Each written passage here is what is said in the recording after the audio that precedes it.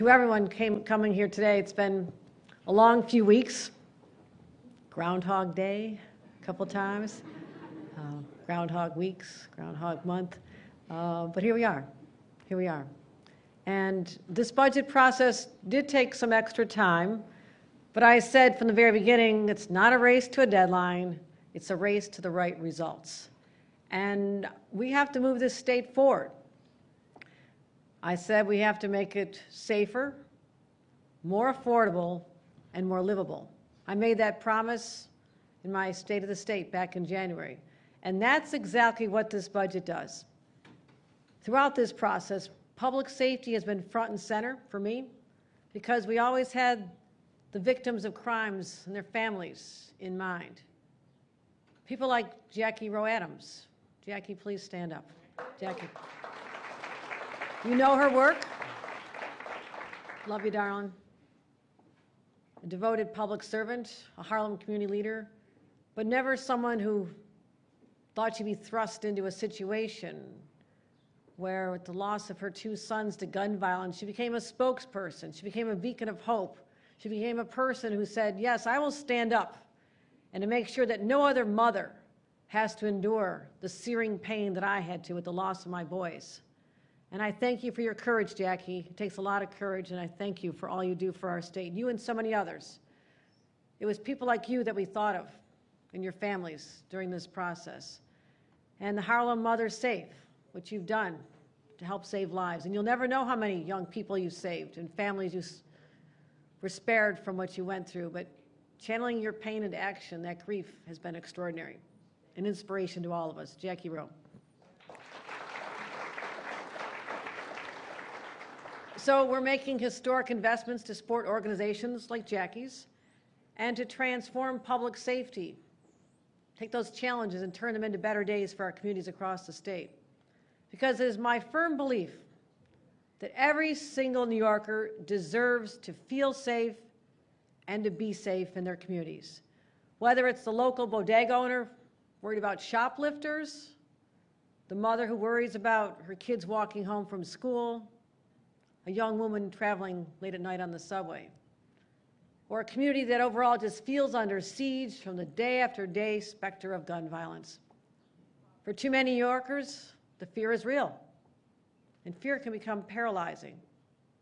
So as government leaders, we had to stand up and say, no more, no more. We owe it to the neighbors, to our children, to business leaders, to do everything we can in our power to make our streets safer. So today, I want to take this opportunity to talk to you about some of the investments we're making to tackle crime head-on and to make New Yorkers safe. We work with the legislature to craft a combination of new policy and major investments that we believe will make a real difference. New Yorkers are going to see these dollars at work, and they're going to feel the impact. Overall, we're investing $772 million in a holistic approach to public safety. First time ever, record investments to keep New Yorkers safe. First, let's start with the challenge that communities all across New York are facing, from Buffalo, Rochester, Syracuse, down here to the city, Albany, the gun violence epidemic. We're doubling down on methods that we know work. I'm proud to announce we're investing $347 million in gun violence prevention. It's the largest investment ever in our state's GIVE program, the Gun Involved Violence Elimination Initiative, and we're sending resources to communities most impacted by gun violence. But we're not just making reactive investments. We're being proactive. This is what we call the holistic approach to criminal justice. We're going to get at the root causes in these communities, the causes of the problems, and find out why the young people too often are making the wrong decision. It's about investing in those kids right from the start. Youth employment programs, they're successful. They give them the skills they need, they give them a purpose, a sense of belonging that sometimes they're just not getting in their homes. Give them opportunities to keep them off the streets, on a positive path, so they can be successful in a classroom, on the ball field, at work, extracurricular activities. We have to keep them engaged. I truly believe that to my core. A crucial element is our SNUG outreach program. I have seen this work for many, many years.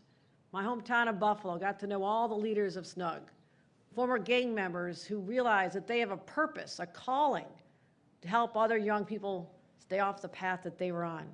So we're investing heavily in SNUG, more opportunities for our youth, help them pursue a college degree, other options, workforce development, and we believe that ultimately programs like this can be a catalyst for change in these young lives before it's too late, before gun violence tears more communities apart and makes them deal with this trauma that they've had to deal with. We also are talking about what we can do to address the aftermath of communities, whether it's the day-to-day gun violence or a place like my hometown of Buffalo, where ironically on Mother's Day will be the one-year anniversary of the mass shooting in a neighborhood grocery store not far from where I live. So we're investing $70 million for communities to deal with the aftermath of gun violence, to help lift them up, to give them a purpose, help deal with problems that are specific to their neighborhoods, to help them cope with the pain and connect them with the resources. Because you see the effects. Gun violence the victim themselves, whether they survive or not, their families, but also their siblings, the younger brothers and sisters, the perpetrators of the crimes, their family members are affected. It has an impact on their mentality, their mental health, psychology. Let's invest in those individuals as well, so they don't have to believe that they're somehow at fault. They need mental health services. So we're making those kind of investments. We're investing in people, but on the other side of the equation, we have to invest in law enforcement and help them make sure they have the resources they need to solve and to prevent crimes. And our state police have been an indispensable resource for me. When I first became governor at the beginning of a rise in gun violence, I knew that we had talent that could be used more than patrolling the highways. Let's get them stopping the drugs and the guns from coming into our borders from places like Pennsylvania, up the Iron Pipeline, and our state police working with NYPD and 9 other states that we brought together. Because it's not going to, we're not manufacturing the guns in New York. They're all coming from somewhere else. And our state police, I've deployed them to be on the front lines.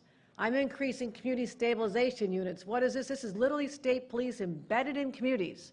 I've seen them in action in Rochester and Syracuse where they had spikes in crime, and now it's stabilized. We're increasing that to 25 communities. We also have a shortage in law enforcement.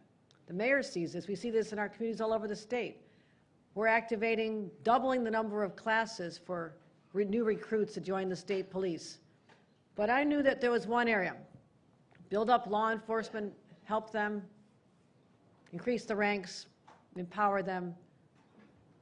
But I also knew that there's one lingering issue that people spoke about, something we needed to address, and that's the issue of bail reform. I support its core premise. I've always said that. Where someone's wealth, I don't believe should be the determinant of whether they go to jail or free. 2 people accused of the same offense. One's family has money, bails them out, they're back in school, back at their job, same offense, someone else is sitting in jail. Fundamentally unfair. No one should be sitting in Rikers accused, not at trial, for a minor offense because they didn't have the money. But I believe that judges should have the authority to set bail and detain dangerous defendants. Full stop. Our data shows that as a result of the recent changes done in 2019, there are decreases in recidivism for low-level offenses. That's positive. But increases, this is what's most troubling, increases in recidivism for defendants charged with the serious crimes. So it's clear that changes were needed. I'm glad we came to an agreement. We talked about it, had a lot of spirited conversations. It was tough, but I knew we needed to get this done in our budget. The agreement that we'll be signing momentarily removes what is known as the least restrictive means standard, which judges have said ties their hands. It now gives them discretion if they need to hold violent criminals accountable. It upholds our fundamental belief in a criminal justice system that is fair and accessible to all, and also ensure that poverty is never treated as a crime. So I want to thank the leaders and the members of the legislature for the thoughtful work that we pulled together and got this result. But I know that changing bail laws won't solve all our problems. I never said it would. So we're investing in aid for prosecution and defense funding all across the state, so the criminal justice system can function efficiently. And that's why we're providing district attorneys across the state $170 million to help do their jobs. Let's give another round of applause to our district attorneys.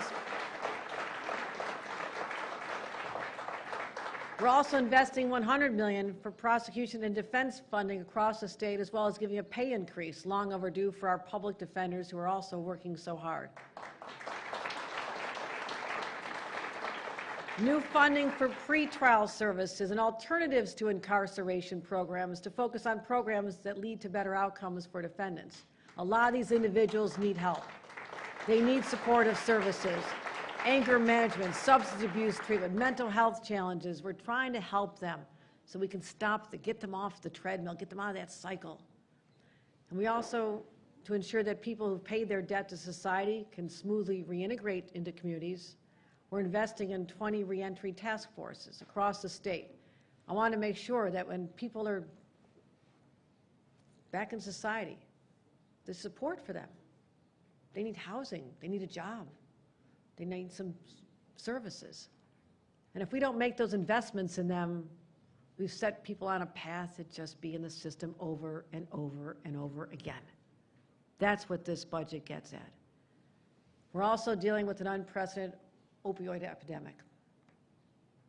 I have held the hands of many families, cried with them when they lost a loved one.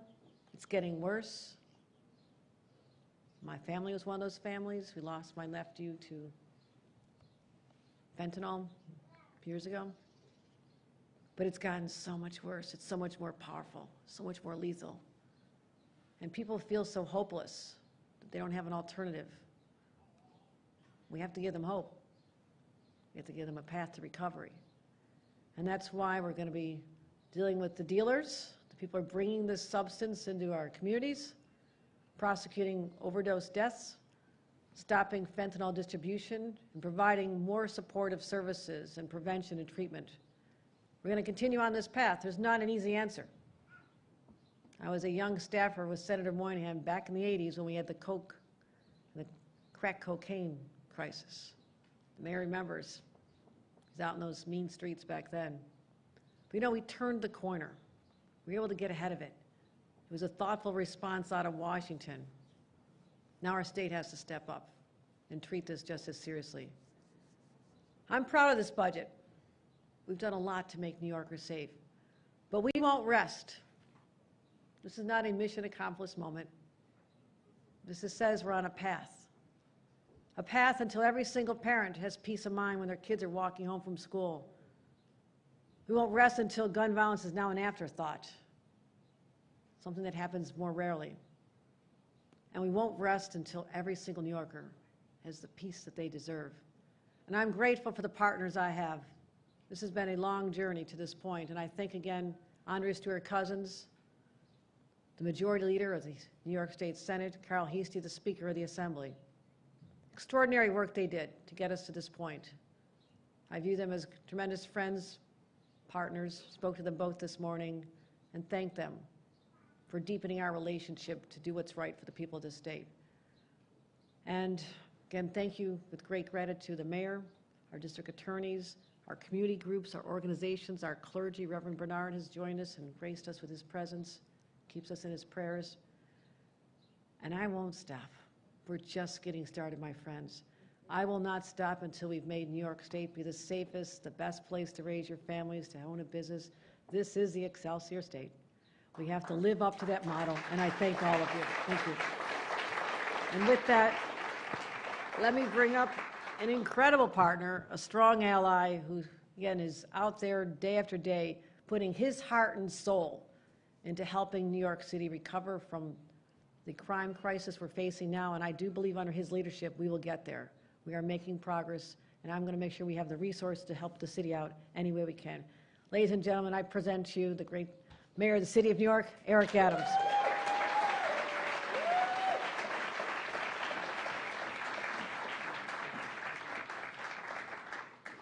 Thank you so much, Governor. And really, just a partnership. We started out this session in Albany focused on communication. And I just cannot say enough about the governor, what she has done from day one when we needed to regain control of our subway system. She found the resources and support with the subway safety plan in February, then again in October, when we sat down and had to deal with the incoming migrant crisis, a conversation with Washington, D.C., and making sure we could get the support and go into Albany during this budget season and talk about how we assist in alleviating the burden on our city. But most importantly, something that's dear to my heart. I've talked about it over and over again, not only as a candidate, a state senator, as the borough president, but as a police officer. Public safety is a prerequisite to prosperity, and we could have public safety and justice. Because as being someone that started out standing on the steps of City Hall with Jackie Rowe Adams as she started her organization of Harlem Mothers Save, and spending countless number of days with parents who had to deal with the loss of their loved ones, and seeing bullets carve highways of death through our communities, not only destroying the physical body that it hits, but the anatomies of the communities that people exist in. This budget is a budget that clearly will make our city and our communities safer. Thank you. Kudos to you, Governor. Kudos to the leader of the Assemblyman and Speaker Carl Hastie, and to our leader in the Senate, Majority Leader Andrea Stewart Cousin, for coming to the table. All of my trips to Albany was worthwhile. We were able to really come together and engage in real conversation, and we're seeing progress. The key here, the governor pointed out that I hope many people did not miss. The criminal justice reforms were successful in those areas of non-violent, non-repeated offenders. We wanted to sit down and address those who were dangerous and recidivists. And when my counsel, Brendan McGuire, and our team met with the governor's staff over and over again, at the beginning of the budget process, we sat in the room and we talked about the recidivism. When we talked about that, people wanted to bring every part of the criminal justice reform, and we said no. There's a small number of people who are violent, who are dangerous, who are recidivists. And the governor heard us. She brought her team together, and we were able to zero in on those who are repeated offenders, and that is important. Our goal was to make justice faster and fairer. That is what this budget is accomplishing. And when you want to just highlight a few key areas, we have to start with the recidivism issue. That is a real issue. Small number of New Yorkers who are extremely violent, and there was a lack of clarity on how the judges can use their powers to ensure that they do not repeatedly harm innocent people in this city. In this budget, the 2024 budget, it addresses recidivism in 5 important ways that would empower: 1, empower judges; reduce domestic violence. That's driving a lot of our felony assaults, domestic violence, and even some of the homicides, and hold repeated offenders accountable. But also addresses the need for increased enforcement on the emerging cannabis market. This has become a problem throughout the entire state, if not the entire country, and it's more than just selling illegal cannabis. It is driving some of our robberies in our commercial establishments. It is driving some of the shootings.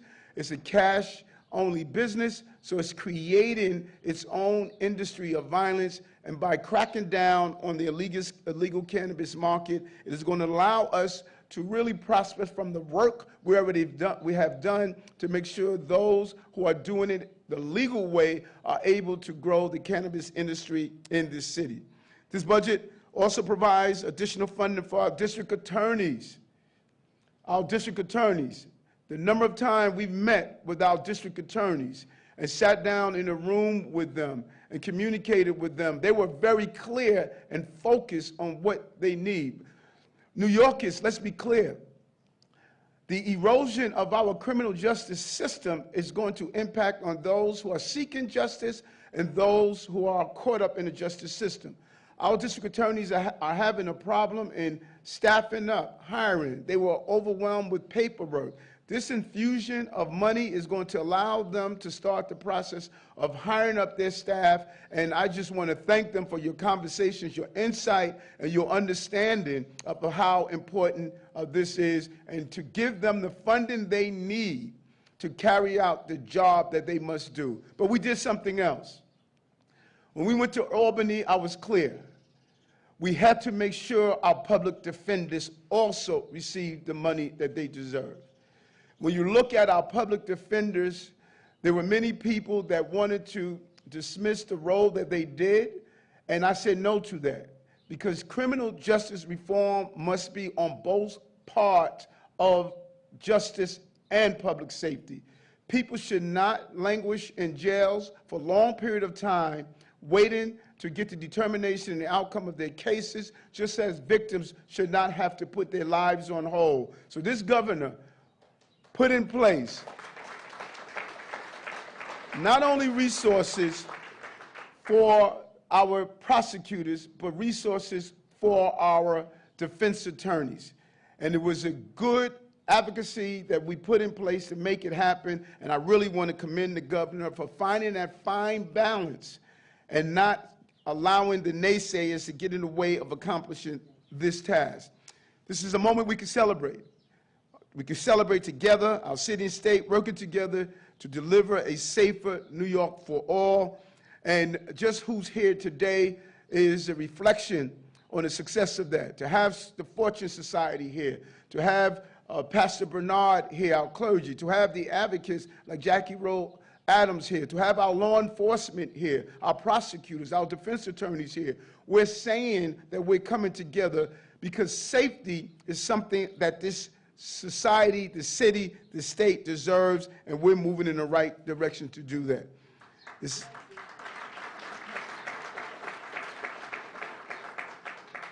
We're clear today.